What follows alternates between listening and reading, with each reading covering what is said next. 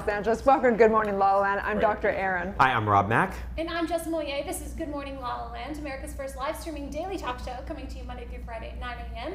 on Instagram, Facebook, YouTube, and Twitter. Now also available on Apple TV and Roku. That's right. It's Motivation Monday, Mindfulness Monday, Manifestation Monday. I don't know what it is anymore. All I know is it's Monday, and I'm ready to rock and roll this week. We're going to talk about how to deal with stress, how to break up with stress. I need to learn all about this stuff. That's a divorce that needs to happen right there, I'll tell you. That's one I am willing to sign. I didn't even sign a prenup for the stress marriage that end. You would be getting paid right now.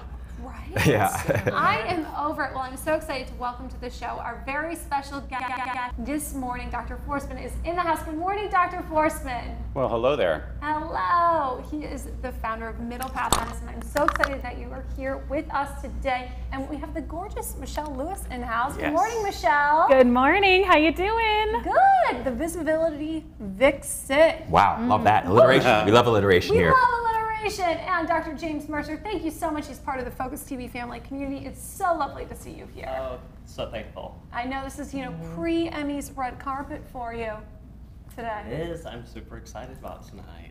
It is a big day. Well, before we get to that, we like to know how you start your day. What's your morning routine like? Doctor, I'd love to start with you. How do I start my day? I get up in the morning, I get the dog out of the crate, and we go downstairs. I make some coffee. We go outside. I take care of the chickens. So, you have to feed the chickens. They get really rowdy if you don't. Then I feed the fish. And then head back in. Usually it's go straight into kind of yoga, my meditation time for an hour or so, a little, whatever exercise. And then really the rest depends on what I'm going to do with the rest of the day. So that's kind of my day, so. Impressive day. Yeah. We I like the rarely hear it starts with feeding chickens. Yes. Or fish. Exactly. What about you, Dr. Mercer? How do So I'm not as exciting as feeding the chickens, but I do start my day with a great cup of coffee, which is mandatory, and then it's on to court reports, and I'm working at the Center for Abused and Neglected Children in Texas. So I don't have time for yoga, but I wish I did have time for yoga. And what about you, Michelle? How do you start your day? What's your morning routine?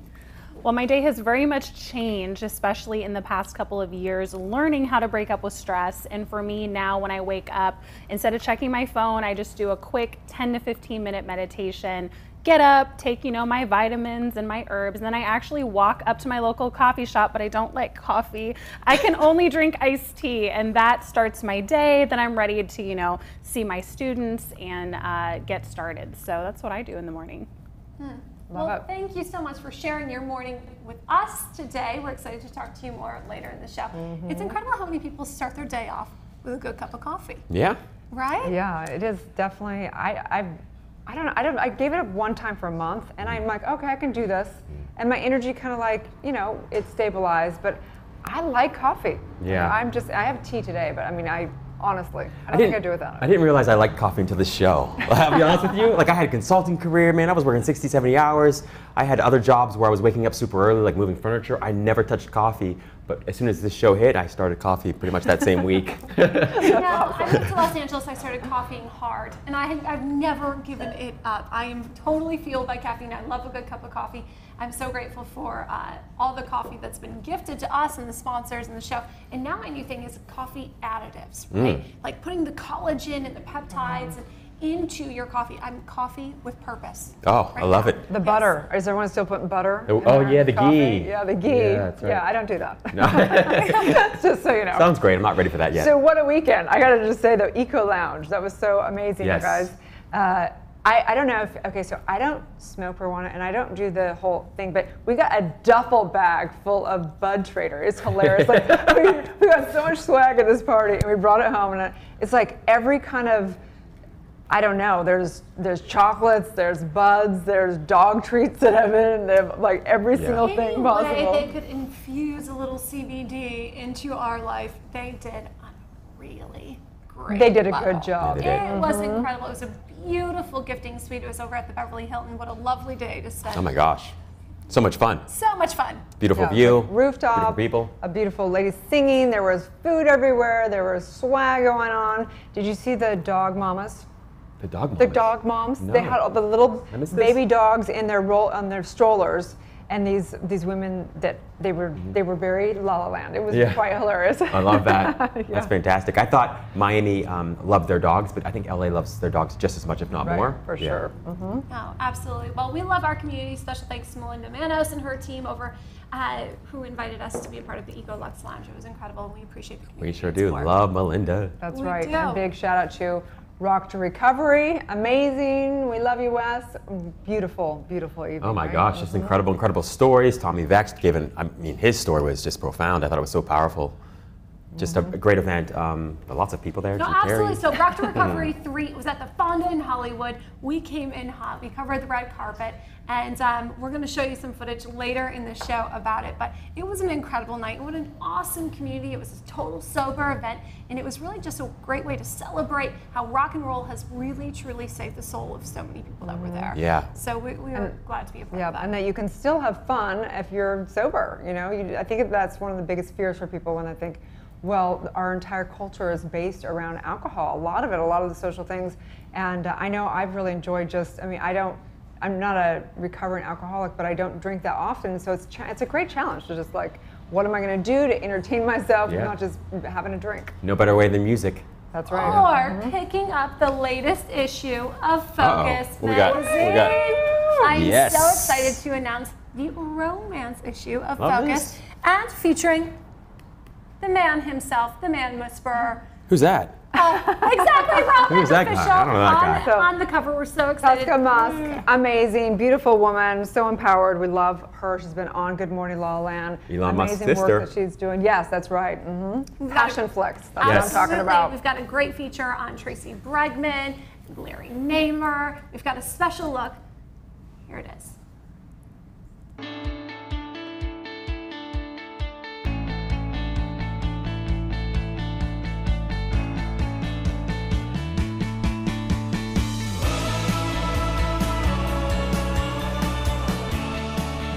Our mission is to inspire, enlighten, and entertain, and we have done that with the next issue of Focus magazine, and we are lovingly calling it the Romance Issue. I'm Jessica Moyer, the managing editor of Focus magazine, celebrating the people of Los Angeles from Malibu to Manhattan Beach and into West Hollywood who are making a difference here in LA. Gracing the cover is Ms. Tosca Musk. She is the co-founder of Passion Flicks. It's a new streaming service dedicated to passion. Also on the cover is Mr. Rob Mack, official, my co-host of Good Morning LaLaLand, a happiness expert who's got a great take on the language of love. Also on the cover, Ms. Lori Harder. She's released her new book, A Tribe Called Bliss, and she's talking all of the things about loving your tribe. We're also proud to feature Tracy Bregman, from Mean Girl to Legend. You may remember her from Young and the Restless, and we're talking her journey in Hollywood. I'm also proud to announce that we have iconic matchmaker Carly Spindell's take on dating in modern romance. And for the love of television, we're also featuring Mr. Larry Namer. He was the co-founder of E! Entertainment, now president of the Newtown Entertainment Group. And we had a very special interview with him on my podcast, LA Unscripted. Also in this issue, we're featuring my dear friends, the Royals Paris, Faye and Hisham, great designers from Paris, now in Beverly Hills. We're also excited to feature Cherie J. Wilson. You may recognize her as one of the femme fatales and quintessential American actresses from shows like Walker, Texas Ranger, Dallas, and now she's launching her own production company, Sandalfin Entertainment. And we are community powered here at Focus Magazine. We're proud to feature Michelle Gillette's contribution, Healthy Sexy Brains. We're also proud to feature how one community mother is taking on our mental health and school violence crisis with her company, Q Wonder. And social media superstar and model is wielding her influence. Focus is proud to feature Sarah McDaniel. And our Focus food editor, Tambi Safran, had the opportunity to interview Chef Seth Greenberg, who's taking on Beverly Hills with his new restaurant, Citizen. And this woman is reinventing pizza. We've got a great feature on Gail Becker, the founder of Cully Power, reinventing some of our favorite foods. And our Focus TV travel editor, Wendy Kretschmer, took an incredible trip to the newest Gran Vela seaside sanctuary on Mexico's Baja Peninsula. It's life, love, and the pursuit of romance in the current issue of Focus magazine. Be sure to catch all the video interviews available on Focus TV Network and visit focusmag.us if you want to see the digital copy of this magazine. I'm Jasmine Moyer. We'll see you next time.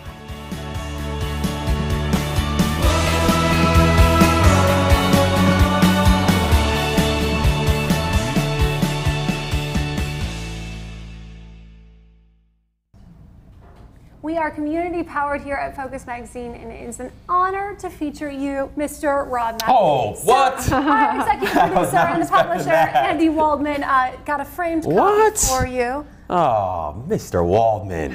What's up with you? That's amazing. Wow. Well, we're just How so incredible proud is that? of you, Robin. We're just so grateful for all the community and support. You know, Erin was featured in the last issue of Focus Magazine, so we're really excited just to highlight all the So sweet. Thank You guys did so much. You guys did That's an just- amazing job on the magazine. Really, really incredible. Really Yeah. gorgeous. Thank you. Wow, I feel so humbled by that. Thank you so much. Yeah, really, it's awesome. It really is. Couldn't do it without Andy Waldman or It is. without you. It Guys is are- interesting. I think that you know, Andy, our producer, who is such an angel, and we do love you. We're very, very grateful for everything. And he sent over an email about kind of this industry, and it really is interesting that's happening for me online, and how people are creating community. And I think that, of course, we're going to have social media, but I think that what people are going to they'll look to for particular communities for a particular conversation. And I think that Focus TV is doing that really well around really the LA area and all the people that are influencers and people starting businesses and whatever else. I think it's a really big niche that Focus is doing here. Totally agree. It's interesting because we were at the gifting suite this past Friday, and I met somebody and they said, "Oh, what do you do?" And I said, "Oh, we do this show. It's Good Morning LALALAND." And I gave him a card, and he said, "Oh, wow, is Focus TV Network associated with Focus Magazine? Because that's one of my favorite magazines." Oh, really? Literally. Yeah. And I was like, "Absolutely, it is. It's incredible." People have known about the magazine for a very long time, so I'm so grateful they're coming to know about the show as well. Absolutely. It's incredible to be able to celebrate the community and to be embraced on it Yeah, as for well. sure. So, Erin, let's talk about stress. Let's do it. So hashtag Monday Motivation, talking about breaking up with stress. And Rob actually sent me this great article or whatever on top causes of stress in the US. And I think it's important because you know, stress from a spiritual perspective is really helping us grow.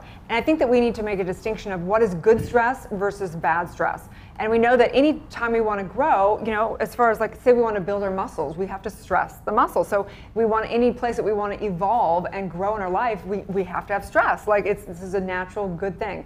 But there's stresses in our life that don't necessarily serve us. And I think it's important to distinguish that and figure out how can we navigate it to have it be good growth versus bad growth. So do you want to talk about the 9 factors or whatever? Sure. I don't have them pulled up, Okay, but well, number 1 is job. You want to just read it from here? Well, job pressure. I mean, I think we all are a little bit familiar with that. If you don't have a job, you want one, and that's stress. That's right. So if you do have a job, you probably don't want it. So I mean, on top of like the natural responsibilities that comes with having a position, whether you love it or you don't, or you're seeking a promotion, just the stress around what we do, and especially in the American culture, our jobs are the highest point of our stress. absolutely, and part of that, of course, is money. Money's a huge stress. I think that's number 2 on the list. Yeah, money's always stressful. Do you ever have enough? And then if you have too much, then that's stressful. You know, what are you going to do with your money, right? Number 3 is health. Of course, big stress for many people. Number 4 is relationships. Number 5 is poor nutrition. Number 6 is media overload. Woo, that's a new big one for me. And then number 7 is sleep. So these are all things that there's many, many different stresses, but I think the point is knowing that there's a divine discontentment that has us, for me, like, I used to think stress was awful. Like if I was a problem, I'd think, you know, oh, what am I going to do? But it really, I look at it now as the gift. It's like a litmus test, a GPS of directing me, going, where am I off track of my truth? How do I negotiate? How do I get into peace, shifting my mind? But then where do I need to actually get on back on track? it's such a great point that you make there, Erin, because I think the temptation and the trap with stress is to try to solve what you think of as the cause of stress, to do that right away and first. Totally. But you're actually in the worst possible position to solve the cause of stress when you're stressed. Yeah, So you're so better true. off trying to find the peace inside first And then from that much more neutral or positive place, you're in a much better sort of creative, more efficient, more effective way of thinking to solve the stress that you're under, in a better, quicker way. It's so interesting that you say that, because I know personally when I feel super stressed out, I feel like then you have to push harder to get figure it out and get through it. I don't even have time for this. I should be X, Y, and Z. And then rather than taking a step back and really just allowing yourself to have that space, so then you can move forward. Absolutely, Jazz. It's just critical. Of course, it's so counterintuitive, because you want to solve the problem often when you're feeling stressed, but that's when you're just least capable of solving it. Really. Yeah, for sure. Like in relationships, you think about it. I've had a breakup in my life. Not now. I'm in a relationship, good, but in the past, you thought you just got a coded message there. But there's times when you're like, does it work? Does it not work? And then you have to. There's a point in time where you're like, you have to break up. Breaking up's not easy. So it's with stress. It's with different areas of your life. Breaking up and saying, I'm no longer going to be stressed about money. I'm going to do it. It's a decision. It's a core decision. And breaking up in any area of life, with your thoughts, with your relationship, with your health, with all these things. Breaking up with junk food, like that stress you out. Breaking up's not easy, but we have to know that in the breakup there's something really good to come on the other side, which is aligning with not only Mother Nature, aligning with universal laws, but aligning with your specific truth. So whatever that is. Oh my gosh, totally. And I think, of course, we all love to read a lot of spiritual stuff, and I think, and works by or writings by mystics, and I think if you dig deep enough into any of their teachings, you'll basically discover they all say the same thing, which is that all is well. Like all is well, all is well. It's what they pretty much all say. And if you can work on just recognizing that, no matter what you're experiencing in your life, that in of itself will allow miracles to unfold in a very organic way. But it's interesting, because I feel like I can know and believe that and simultaneously be super stressed out. Yeah, I would say not so much. I would say that's not so much. Because, I would say that if you're stressed, you're not recognizing at the deepest level. But there's a time and place to go, I can't just get my mind right. So if you can't do the work and get your mind right and get in that peaceful state, then you have to break up with the stress. Maybe it be, the social media aspect. Maybe there's just, to break up with having it in your life all the time. Maybe it's a particular relationship you're not able to stay in peace. So where's that dance? When do you? Yeah, I think you make a great point. The challenge is you can't escape the world. That's part of the challenge, is that at the end of the day, if you think that the cause of your stress and therefore the solution to your stress is in the world, you're going to always be stressed. So there's no escaping the world. We can go to Bali, we can go to India, we can go to the Himalaya. You will not escape the world ever. Okay, and it's because to a large extent that world is simply in your head. So you believe you could stay in a relationship that doesn't work, but just completely stay in peace no matter. Well, yeah, because at the end of the day, every relationship is working all the time. See, I totally disagree with this, and this is good because I don't believe that at all. I believe that yes, you get into peace, but you also there's places and things that just don't align with your truth, so you wouldn't stay in that just and try and hold that peaceful state when it isn't in alignment with. Oh no, I 100% agree. Okay. The difference is this: if you act from a place of disturbance to get away from that relationship, you're going to just take that stress and sort of discomfort with you. Whereas if you really come to clarity about the fact that the peace and the happiness and the joy and the love that you're looking for is actually inside of you all the time, and this person is kind of making it sort of difficult to access that, understandably so, you can escape that or leave that relationship, but you do so with peace and love and happiness, I think. Yeah, totally. Yeah. I think we think the same. Maybe not. I don't know. This is a conversation that can go on forever. We disagree, okay? No, I'm just kidding. I believe that you are peace and happiness. Yeah, but the point is, this is for me anyways, that the divine discontentment is that part of yourself, that soul, that spirit that's saying, you're supposed to go over here, And so listening to that, honoring it, and knowing that it may just be something going on within yourself. So take some time, take a breath, and then reevaluate what your specific truth is. I absolutely love that, Erin. And I couldn't agree with you more. I just, I think the realization for me has been that I look at my life now, and I realize that not so long ago, I actually have all the things that I prayed for, and yet I may or may not be any happier for it. I say most people aren't happier for all the things that have come true in their life and all the dreams that they've realized and all the goals they've accomplished. They're just not happier, and the evidence proves that out. And so that just is a suggestion or an invitation to seek that which you're looking for inside of yourself. For sure. Amen. Oh, amen. I think I need to go into stress recovery. Stress recovery? Do you need it, Jazz? I think I do. I do. I need a little stress recovery. I was right. totally inspired by the Rock to Recovery. We mentioned it earlier in the show, and special thanks again to West Gear for including us in the community and being there. And it was such a special event, and really to celebrate, recovery in any form, whether that was for drugs, alcohol, codependency, stress, whatever it might be. but really just to celebrate that you can overcome that and you have a community of people that will rally behind you and support that, especially here in Los Angeles. You are not alone. I'm recovering from being a human. We all are, yeah. Yeah. No joke. So it was an incredible night and incredibly inspiring, and we were there to capture it all. So let's take a peek.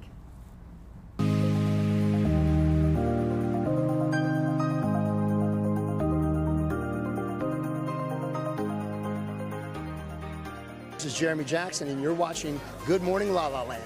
My name is Petra Conti, and I'm watching Good Morning LaLaLand. This is Dr. Amy Harwick, and you're watching Good Morning LaLaLand. Hi everybody, I'm Drew Carey. You're watching Good Morning La La Land.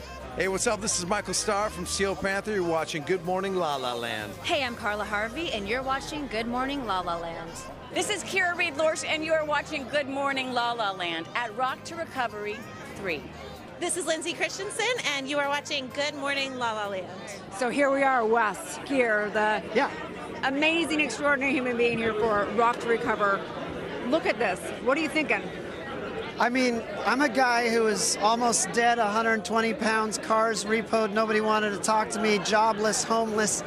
I thought life was gonna suck. And I never thought music would be part of my life.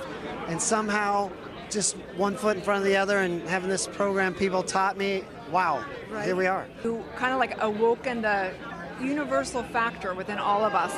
So tell us about what they can expect tonight inside.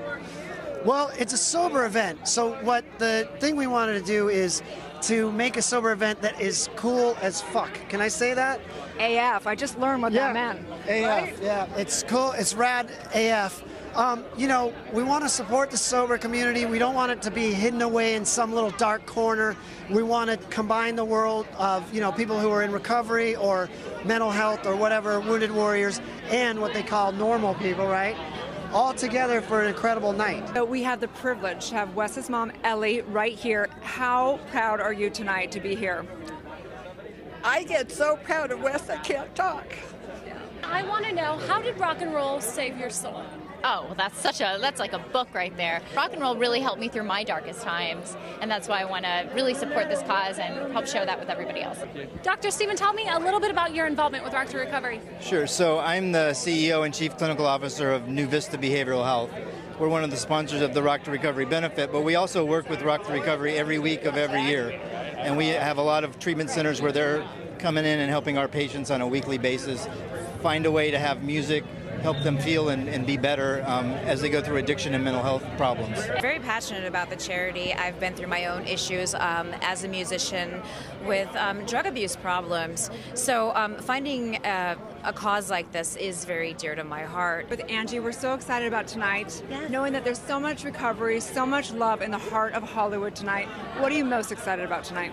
I'm just excited that they keep growing. Every event that I've come to, it just gets bigger and bigger, and I'm just so proud that there's something like this for people to have an outlet, and it's just amazing. I'm excited to support this thing. I'm also sober. I had to go through a recovery program or anything. I just quit drinking one day out of just because it was healthier. Why is recovery such a personal, matter to you or personal issue to you?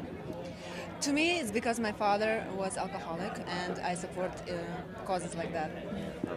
And I had a close friend, maybe a decade ago, that overdosed, and we didn't even know he was a user.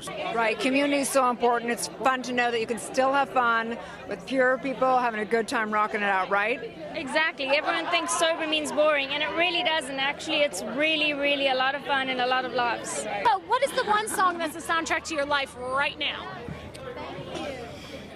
She's my cherry pie. I think it's the Red Boots. I have this, because Steel Panther's playing tonight, I have this, in my head, all these 80s metal band songs. Well, you're proving that recovery is not boring. Right? You can have a good time. That's right. So what's your intention tonight? Yeah, dude, to just celebrate this whole thing, because like you said, recovery is not boring. I was really boring when I was drinking and using. It was the same day over and over. So we're here with Morgan on the red carpet of Rock to Recovery, and she has a new show. Tell us a little bit about it. So I have a new show coming out on theshare.tv, the first ever recovery lifestyle network. All recovery programming 24 hours a day. Wow, that's impressive. I'm so excited because in California and Southern Cal, we have such a huge community of people who are recovering. And I think that coming out to something like this proves that we can have a good time. So what is a lifestyle that you're seeing for people that are choosing recovery? Well, what I see is letting people know that recovery isn't boring. It's actually exciting. You get to embrace life and you get to remember what happened the next day when you're sober. Really, really important to creating the life that you want. My intention for the evening is have a great time, connect with people on a high vibration that are doing radical stuff in the world through music, through recovery, through love, through meditation, through unity and friendship and honesty, and what a just awesome opportunity. You know, like for us in the recovery community, this is like the Oscars for us. This is like the big thing we all look forward to, because I believe so much in what Wes is doing and the light he's shining for people who are just crumbling under darkness, you know, and he's really rescuing people. It's so good. Enough said. I mean, mic drop. Good Lord, that was great. Ba-bam, right? I mean, how cool is this? You got super beautiful woman on the red carpet interviewing me. I mean, life's pretty good, huh? Yeah. You all, I am Wes Geer, the founder of Rock to Recovery. Rock to Recovery is a music therapy program that we take into treatment centers. And we work with addiction, we work with mental health, we work with wounded warriors, at-risk youth. We do music therapy. Let me hear you say, hell yeah! Say, hell yeah! Ready for the F-bomb? Say, fuck yeah! I love you guys. Let's do this.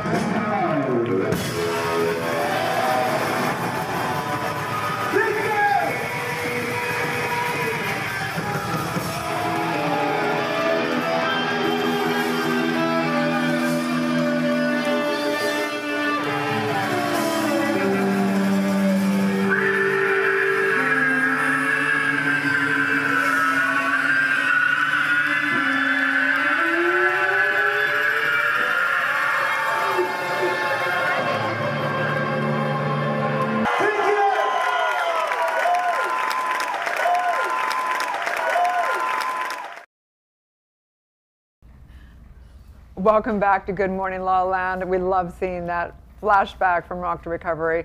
Right now we're talking about Motivation Monday. We're talking about how to break up with stress. And we have Michelle Lewis in the house, who is a visibility expert and works with women entrepreneurs and has personally gone through having to break up with stress. Tell us a little bit about that intense story. So true. Well, I remember being on a film set. I grew up in film and I transitioned into it myself and working a 14-hour day, and I was supposed to work 3 more hours in that day. And I was sitting in my stand-in chair going, why am I doing this? I felt so exhausted. I was having to be, you know, like on those Red Bulls to stay awake and stuff, and just feeling so overwhelmed and stressed. And I knew that that is not how I wanted to live my life. I couldn't do that anymore. And so for me, I did have a big lifestyle change, which I know a lot of people don't necessarily like leave their jobs. But I did, and I just completely broke apart my daily routine. I broke apart my thought patterns, my personality, and figured out what events have led to me programming myself in this way. And then how can I rewrite those patterns so that I create new thoughts, which create new feelings, which create new states of being. So that's kind of the transformation. Hence the genre of new thought. That's the actual genre of it, right? Yes. So now, so you did that. You went through this kind of breakdown. You actually were you were bedridden, right? Yes. Tell us about, you got so stressed out, it affected your actual health and well-being. Tell us about that. Yes, my organs started just breaking down. I was having to be on medication all the time, and so I was put on bed rest, and I was for about a year and a half. A year bed rest? Yeah, and if you can imagine, your world becomes so small. And so then your goals become even smaller. And I remember going, okay, I think the first thing you have to do, no matter what state of life you're in, is you have to sit there and go, I choose to live, right? No matter where you're at, I really choose to be present and to live and to have a radical change. And that led to me every day having a little bit more of a goal. Today I'm going to go outside and put my feet in the grass, and studying everything that putting your feet in the grass does to the body, which is incredible in itself. And then going, okay, my goal is going to be to walk down my block. Okay, today my goal is going to be this and that. And so little by little, I had the privilege of being able to reshape my entire reality and become a different person. I think that's so beautiful, because so many people are intimidated by the idea of vision. Well, I don't know what the grand vision is of my life, right? How am I supposed to make any action steps until I know where I'm going? Yes. And can you speak to that a little bit? Absolutely, because my trajectory was awful, right? And I think that a huge part is, first of all, acknowledging that, wow, I've really had a victim's perspective. All the hits I've taken, all the cards I've been dealt have contributed to me thinking that this is where I'm supposed to go and that I'm a victim to that trajectory, right? And so then I had to really sit down and go, no. I'm going to break apart all of that. I'm going to look at myself and how can I really change this? And like I said, so much of that is, in a way, the feelings that we have, the stress that we feel, going with today's motto, can be an addiction, an emotional addiction to feeling stressed, because then you're validated that you're doing stuff, right? And you're on that path. So breaking that down and going, I have worth right now, no matter what I'm doing, where I'm going, how much I'm making, whatever, and really just changing that mindset. Love that. I think it's such a profound realization and recognition, because for me, stress is being here but wanting to be there. Yes. Right? At the very root of it, it's a lack of present moment mindfulness or awareness or presence itself, right? And it's interesting, I love Anita Moorjani's book, Dying to Be Me. She talks a lot about, what led to her like miraculous recovery from cancer. And she says, I don't attribute it necessarily to getting or doing something specific, but it was me being sort of more present in my life as it is now, as it exists now, and finding deeper and deeper sort of gratitude for the present moment. Right. I love that. And there's a book by Dr. Joe Dispenza called Breaking the Habit of Being Yourself. And he goes into all of this in a neuroscience perspective. And you sit there going, everything I think and feel, I've conditioned myself to do so. So I have the power to totally eradicate this and change myself entirely. Right. But don't you think it's fascinating also that the universe does exactly what we need to do? Like it went, no girl, you need to go lay down. You need to sit your butt here. You need to be with yourself. And then we're gonna just like have you go on the tiniest little baby steps of, simplifying it so much and then going on a gradient to come back to, a life that you just choose to create for yourself. Well, and that's what's so beautiful, because how could I do what I do now with my students if I hadn't been through that visibility journey myself? And we've all been able to look back on our past and go, wow, that really shaped me to impact these people. It really shaped you in terms of this show and the audience that you impact and doing it in a different way. So it's really, I just think it's incredibly cool that we have so much power to do that. So what is your vision now? That is such a good question, isn't it? My vision now, I see so much in my future. My future goal through my company, Visibility Vixen, is to create a healing center for people that deal with chronic pain, because that's in my past. Just a place with all kinds of different therapies that people can go to when they don't have anywhere else to go to learn these different techniques. So that's in my big game plan. My immediate game plan is just really helping online business owners and CEOs step into the spotlight. For me, I grew up with my dad going around the world on film sets and thought, oh, I'm going to be an actress. But then I was told by an actress, no, you can't do this. You don't have the looks and you're not skinny enough and all stuff. So I became a stand-in. I was in front of the camera, but not when it was actually recording. So. Well, I think pain's interesting. We have a lot of CBD in West Hollywood for your patients, but I do think that mindset for sure plays into anything that's to do with pain. So tell us, how do people find you? How do they work with you? What does that look like? Well, thank you for the opportunity. You can find me at Visibility Vixen, all my social media handles, and my website. And if anything else, just start with you and just change one thought pattern. Very well said. Thank you so much. So lovely to meet you. Thank you. Yep. Stay tuned. We'll be back with more on Good Morning La La Land.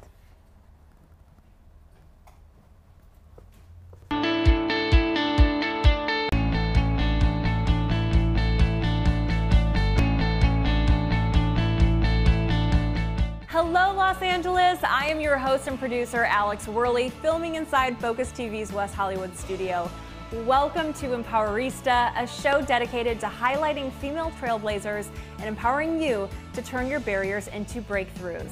Hey guys, I'm Amy Packrat. And I'm Justin Walter. And this is What's Good, the show that's dedicated to positive, uplifting news from all over the world. We are live. Live from Los Angeles. Welcome to Good Morning La La Land. I'm Dr. Erin. Hi, I'm Rob Mack. And I'm Jez Moyer. This is Good Morning La La Land, America's first live streaming daily talk show, coming to you Monday through Friday at 9 a.m. on Facebook, Instagram, YouTube, and Twitter. Now also available on Apple TV and Roku. It's going to be a Good Morning La La Land.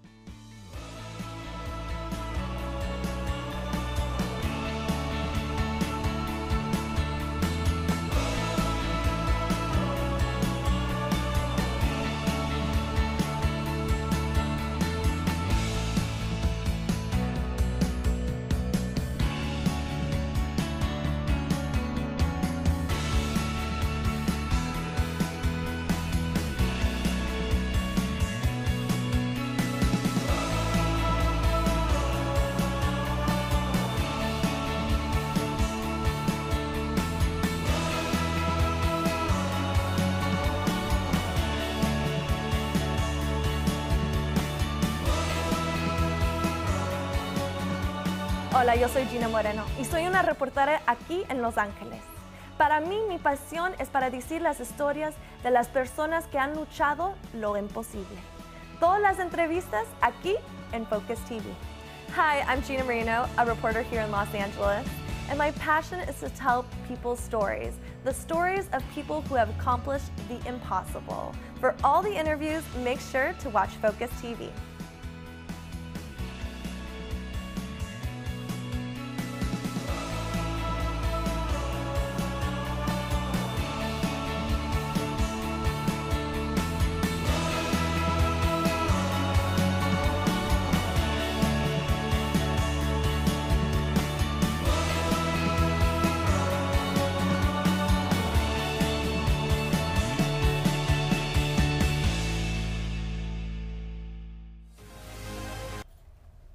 Welcome back to Good Morning La La Land. It's an absolute honor to welcome Dr. James Mercer to the show. Thank you so much for being here. Oh my gosh, I'm so excited to be here. Thank you. So excited to have you. Thank you. We have a tendency to run into each other on the red carpet, and today we get to sit and have a great conversation. We do, which is so much different than the hustle and bustle of being on the carpet. So let's just say a little bit about what you do. You're an author, motivational speaker, you have a PhD, philanthropist, but what kind of has stuck in my mind is you have adopted 3 children. I do. I have a 20-year-old, a 16, and a 12. Wow. Yes. That's got to be some good stress. It's stress. It's a blessing. Yeah, it is. for sure. I'm proud to be their father. And I heard that you wanted to adopt another one, but instead you what? I opened up a foster adoption agency to help so many other people become a parent. I felt as though I could either be selfish and continuously keep bringing them home, which my partner said be normal, bring home a cat, but I would rather do the children. Yeah. So tell us about what does that look like? What does it do? Like, say I want to adopt a child. How do I do that? Okay, goodness. So the first thing you do is you call my beautiful assistant, Alyssa, and then she'll start doing all the paperwork with you. She'll come to your home and be very invasive and ask personal, private questions, and then I get to come prowl through all of your stuff, which is my favorite part of the job because I get to be nosy and see what's what, and then we get to help you facilitate and match you with the best child for your need.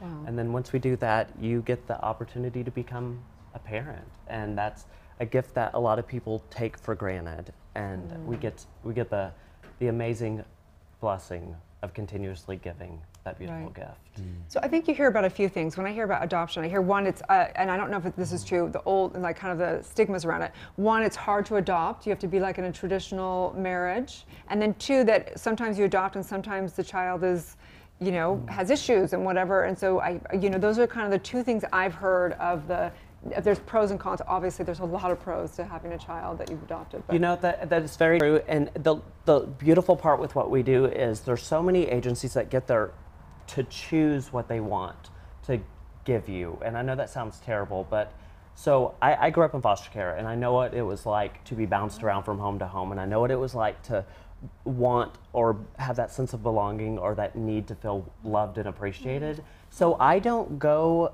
and when I decided to leave the funeral industry and open up my own foster adoption agency, I decided to do so with the mindset of, regardless of who you are, whether you are in an interracial relationship or you're single or you're older or you're rich or you're not, I believe that none of that determines what's going to make you a good parent.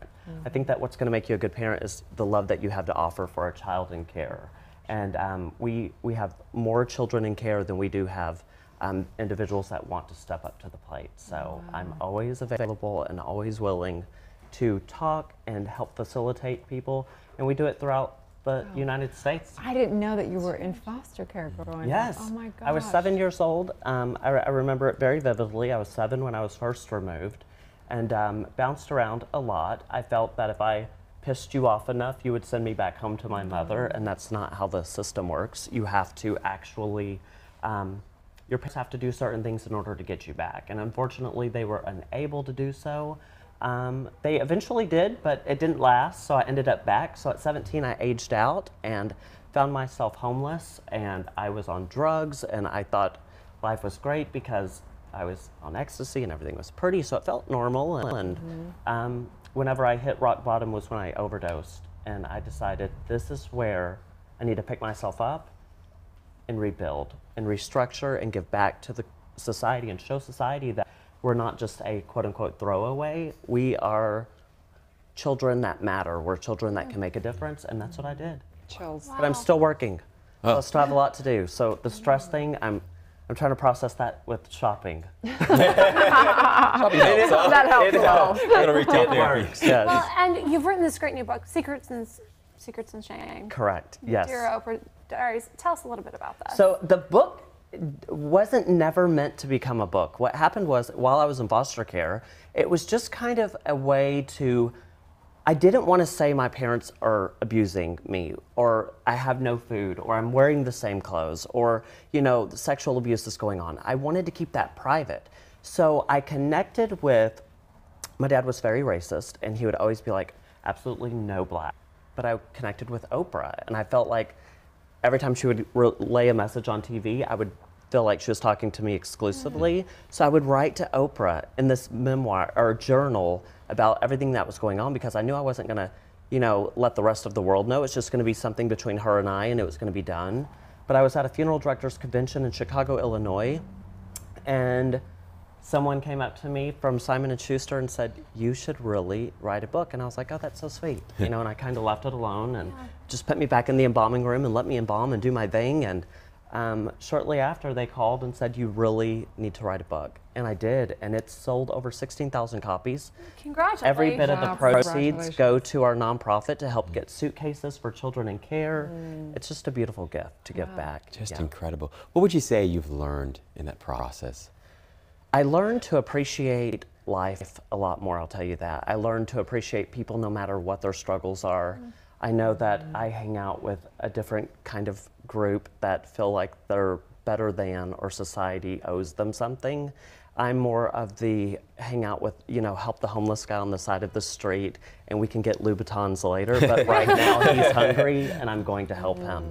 Wow. So that, you know, that's just who we are, and that's how I raise my kids, and they are very, very good Jewish girls, and I hope that they stay good. So working in a funeral home and you did embalming, I mean, I don't know if you know my story, but I had a stillborn, and the day after I gave birth to his body, I went to the mortician's house, and I was like, had that moment like, here's his body, he's not here, and it had that moment like, we're not these bodies. What was that like for you? I mean, working around that industry and working and seeing, what did happen? What was your takeaway from You know, I tell everybody, and that's such a beautiful question, and first of all, I'm so sorry to hear that you had to go through such a difficult struggle. But for myself, you know, I was always mistreated. I was the weird gay Jewish kid in school. I was always so skinny, and you know, I was with foster homes and I stunk and I wasn't normal and I wouldn't stare at people. But it was the fact that through death I found life. I felt so alive in that funeral home, and knowing that someone's coming in for their last service and I get to do the hair and I get to do the makeup and the nails and I get to make them beautiful for their family and be presentable for an open casket. I think that's what drove me to be so in tune with the funeral industry. So through death I found life, and I stand very firm. Same here. Wow, it's so powerful. One of my favorite quotes is by Abraham Hicks, and they always say, the book's going to sound very morbid, but we love when people get terminal diseases. And said the only reason we love it is because for the first time in their life, they actually live. They really live moment to moment. And so I hear you sort of saying that, but in a more powerful, profound way. So thank you for that. Absolutely. So true. So beautiful. You're such a beautiful spirit. That means Thank you so much for all your work. Thank you for means the world to me. Bringing so much light and love to everything. So where can people find you? So I'm on all platforms of social media, Twitter at James_Mercer_PhD. I might have been on Ambien when I created that. So difficult. A lot of underscore back in the 8th grade, you know. And then on at Twitter is Dr. James Mercer, and of course Facebook at Dr. James Mercer as well. And where can they buy the book? They can buy the book at, I always recommend Amazon, because Amazon gives back to us. They really do. Anytime a book's sold, they do something for us, and that's amazing. So you can get it on Amazon, Barnes & Noble, at your local Barnes & Noble, so yeah. You are such a light. Yeah. Thank you so much. Thank I you appreciate so much. you. And I hope our paths keep crossing on that red carpet. Me too. we look very good together. We did this tonight well I will be at the Emmys, which I'm super excited for, because The Real Housewives of Dallas is the only franchise that has been nominated for a casting. So we're the only ones, and so I get a privilege to be a part of that. And tonight we're going, and I have the most amazing outfits. Oh my Oh, gosh. I can't And best wait. of luck. For that. I can't wait. Oh, we'll stay tuned. We'll be back with more. Good morning, La La Land. I'm Wes Gear, the founder of Rock to Recovery. Rock to Recovery is a music therapy program that we take into treatment centers. And we work with addiction, we work with mental health, we work with wounded warriors, at-risk youth. We do music therapy. Let me hear you say, hell yeah! Say, hell yeah! Ready for the F-bomb? Say, fuck yeah! Now scream! I love you guys. Let's do this.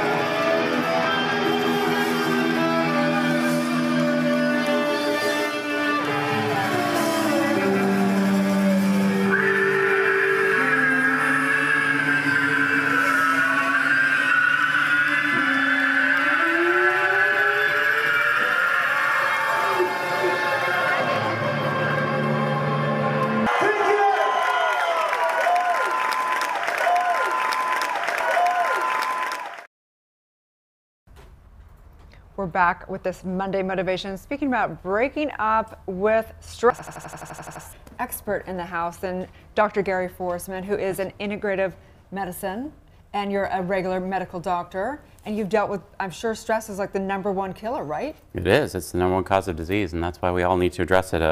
It's funny when you were doing your thing up front, and most people don't even know they're in a relationship with stress, let alone having a breakup with it. So the first step is the recognition part, you know. So most of my patients who come to see me have the questionnaire, and there's this little section about stress, and list your stress level. And it's never, if they circle none, absolutely it's the single greatest problem in their life, because, you know, denial, not just a river in Egypt.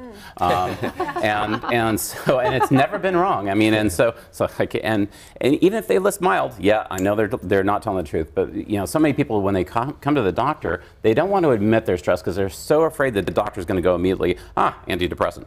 And that's kind of the fear they have, or they're going to make it think it's all in my head, and they want those physical reasons, right? So when people come to see an MD, they actually want the physical cause for why they feel that way, often not wanting to deal at this level. And so when I went into so many systems of healing after internal medicine, orthomolecular medicine, and functional medicine, I just found that we had different ways of approaching this kind of very isolated, skin-encapsulated ego, and they were better than just using drugs. But people come to a doctor like me, they still want to not deal with the problem and just take a supplement instead of taking a drug.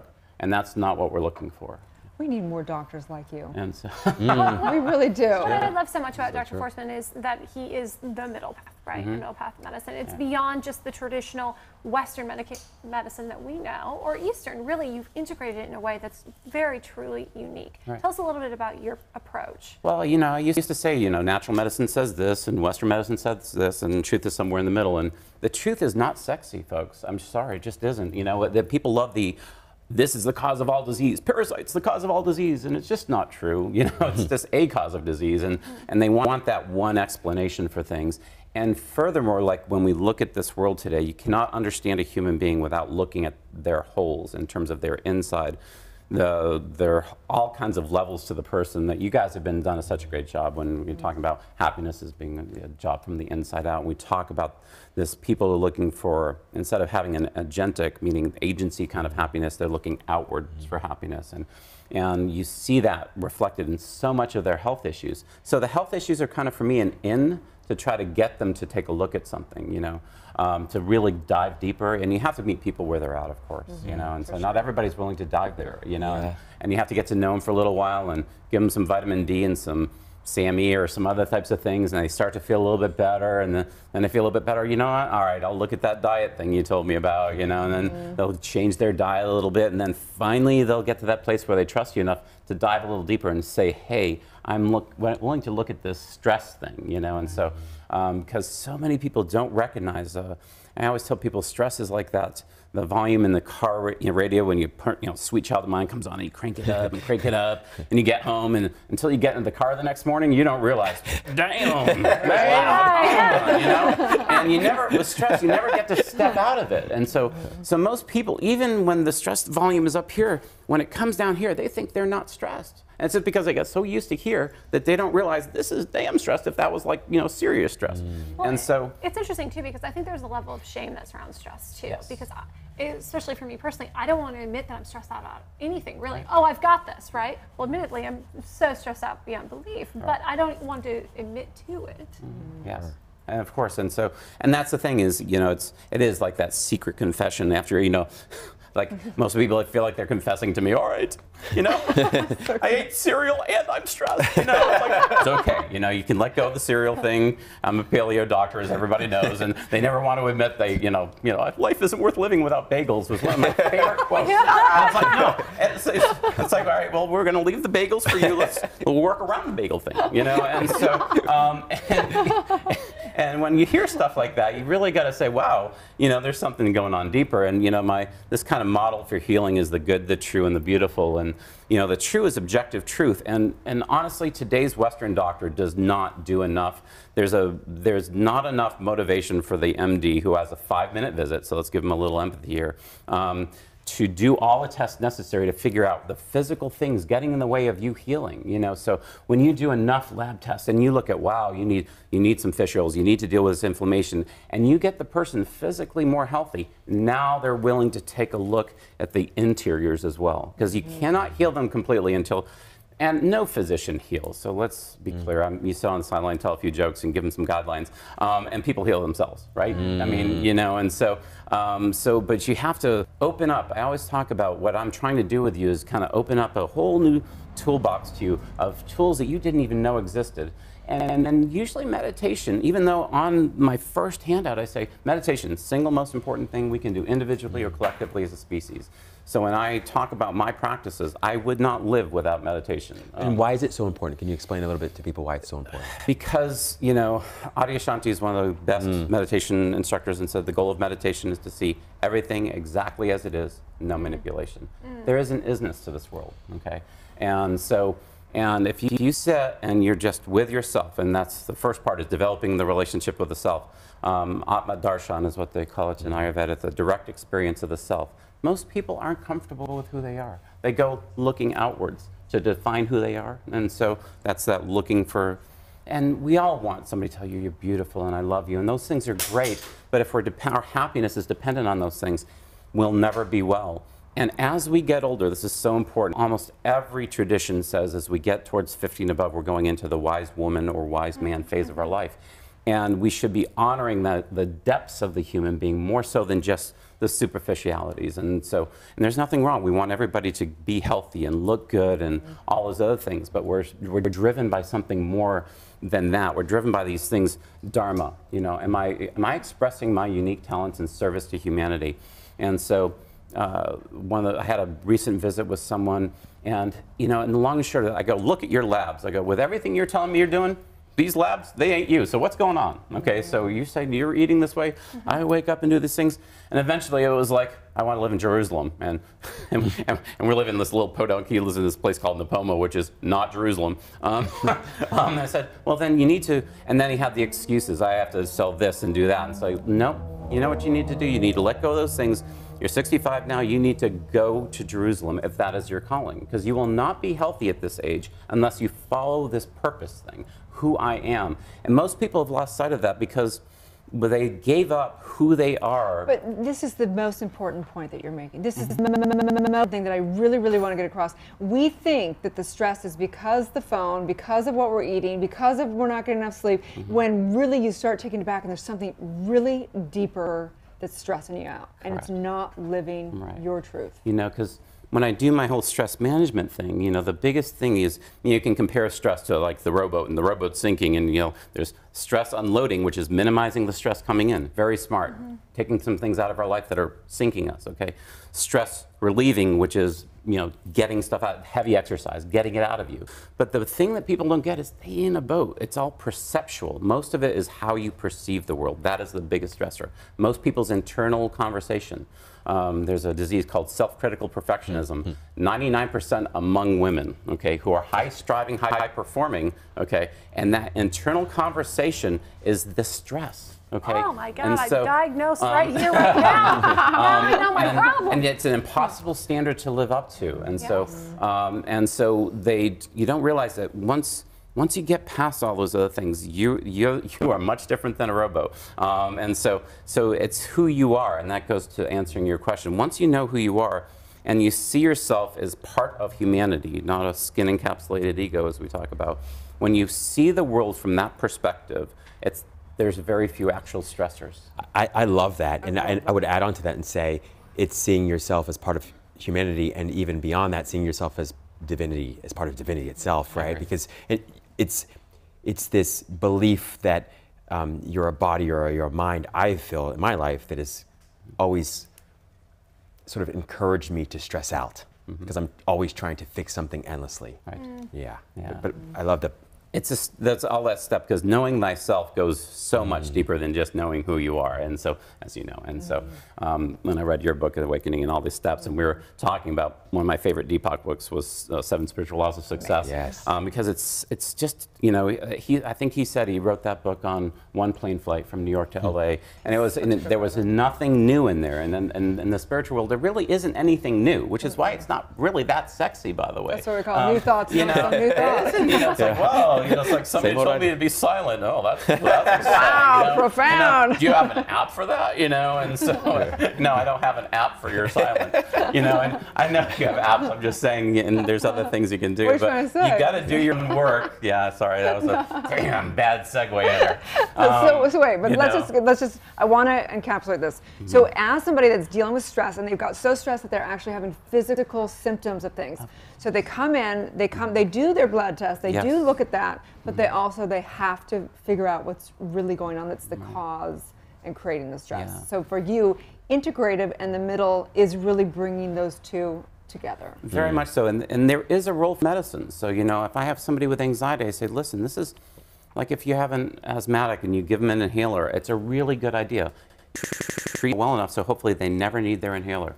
For the anxiety person, you have them have a medicine for anxiety, whatever the doctor chooses to use, and say, we're going to get to the point where you never need this medicine, but we don't say you should never take it. And the problem in today's world is because Western medicine is a business model, okay? And most know it's a disease care system. We want to make you sure you feel your disease. This is a real disease, and no, you're kind of screwed. You need drugs. And that's the business model for it. And everybody keeps getting more and more drugs, and they get more and more unwell. And when we see this addiction epidemic and the opiate overdoses, there was a time, not even that long ago, for me to get recertified for my California state license. I had to take this pain management course, which says you're not prescribing enough narcotics. Wow. Okay, and that's how inculcated into the system to even maintain your license. Wow. You have to do. That is profound. Of course, you can read the material, you can answer the questions right, and go, well, that was bullshit. Sorry.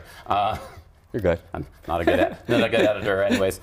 And as it goes on, then it really starts coming out. And then that's the thing for as a doctor, when I have the training, I can look at it and look at it from a distance and say, I can see why this is here. They're trying to get doctors to prescribe more medicines, make the pharmaceutical industry more money. There's, you know, don't even have to call that wrong, because it's not wrong. It just is what it is. But you see, once the doctor started pulling back and people started using street drugs, you see this epidemic of overdoses. And kind of to what we said earlier, when people list their stress as being even moderate, they'll often say, what do you, and the follow-up to that question is, what do you do about it? And it's like usually margaritas. I watch TV. And, you know, and those aren't stress reduction mechanisms. Those are stress distractions. And most of the world, and that's what the addictions we see out there are primarily stress distractions, primarily from themselves. And so I had a tough day, you know, 3 margaritas. I had a tough day, heroin. I had a tough day, you know, 6 hours of TV. I think America watches something like 6 hours a day of TV, something crazy like that.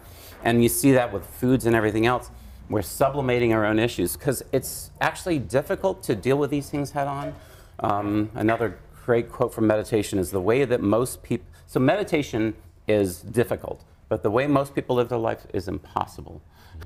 So really difficult, really difficult is a step in the right direction. So when I take on meditation with people, and this goes back to the first thing like we were talking about, most women who come to my meditation classes are so overburdened. They're doing the 14-hour work days and things like that.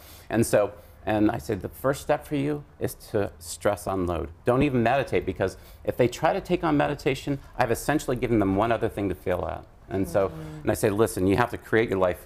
You know, we were talking earlier about my life. I've set my life up so I can do my yogas and meditations and things like that, because they're a top priority for me. And it goes into the world we see today, without getting too political. You see horrible toxic masculinity and not enough femininity in the world, and this agency without communion. And what we need is to bring this balance back. So the middle path really is, as much as anything, balancing masculine energy, which can be wonderful, agency, which is I want to survive and I want to be the best me possible, in the context of communion, which is there's a greater, we're a part of something so much bigger.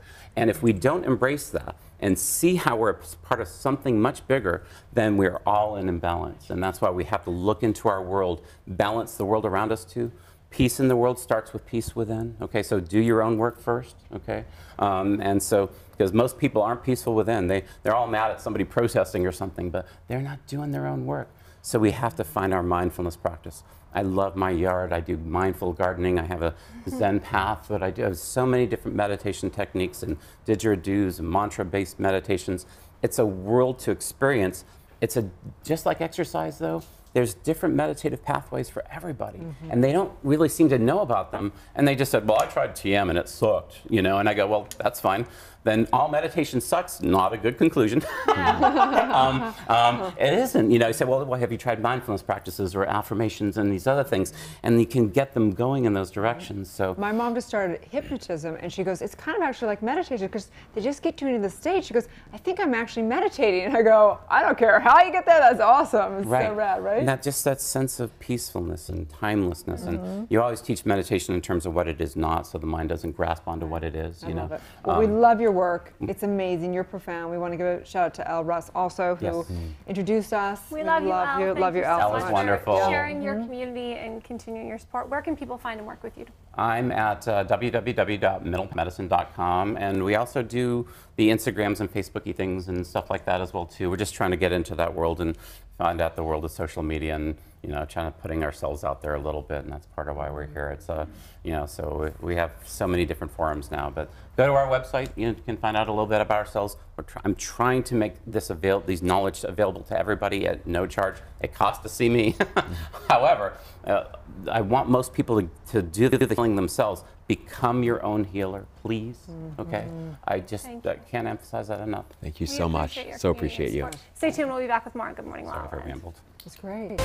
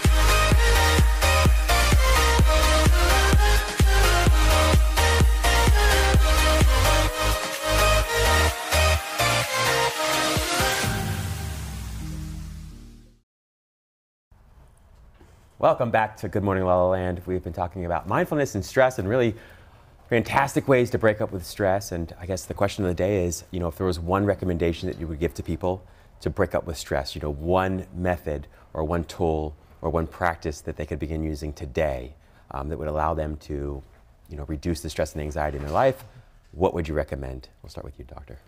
Yeah, in a few words, that's me.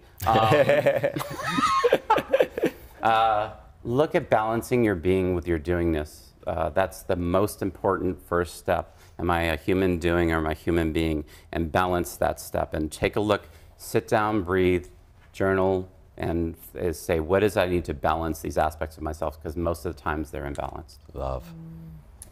I would definitely say that it would actually be an app you can download on your phone by Dr. Joe Dispenza. Those are the quick meditations that I do every single day that get me into that state the most effectively. There literally is an app for that. There's an app for that. Love it. Yeah. There's an app for everything. There it is. And I know. I'm so old school.